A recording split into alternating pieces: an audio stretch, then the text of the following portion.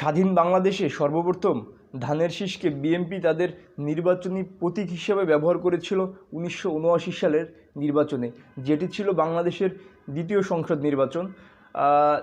ওইখানেই আসলে সর্বপ্রথম ধানের শীষকে ব্যবহার করে বিএনপি তাদের নির্বাচনী মার্কা হিসেবে।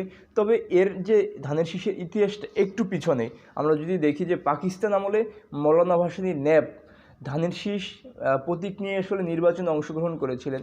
ঐতিহাসিকভাবে যেটা পাওয়া যায় বা ইতিহাস থেকে যেটা পাওয়া যায়, সেখানে বলা হয় যে 1978 সালে ন্যাপের একটা বড় অংশ এসে বিএনপিতে আসলে যোগ দেয়। তো ন্যাপের যে একটা অংশ আসলে বিএনপিতে এসে যোগ দেয়, ন্যাপের যেহেতু মার্কা ছিল ধানের শীষ, তো ওই ধারণা থেকেই আসলে ধানের শীষটাও একরকমভাবে বলা যায় যে সুইচ করে বিএনপিতে চলে আসে, এবং কালের পরিক্রমা এখন পর্যন্ত ওই ধানের শীষ বিএনপির সাথে থেকে গিয়েছে। উপমহাদেশে রাজনৈতিক বিবর্তনের ধারায় পড়েছিল জাতীয় পার্টির লাঙল। এই যে এখন আমরা জানি যে লাঙল জাতীয় পার্টির আসলে নির্বাচনী মার্কা, কিন্তু এরও আসলে একটা ইতিহাস রয়েছে।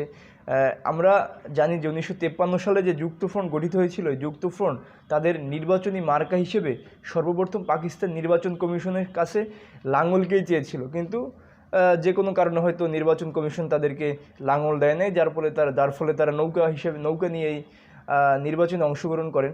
তারপরে পাকিস্তানের যে 1970 সালে যে নির্বাচন, তখন আতাউর রহমান খান উনি আসলে তার যে জাতীয় লীগ ছিল,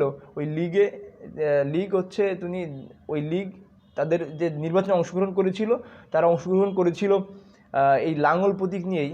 তো এই আতাউর রহমান খান আবার হচ্ছে এরশাদের আমলে উনি আবার প্রধানমন্ত্রী ছিলেন।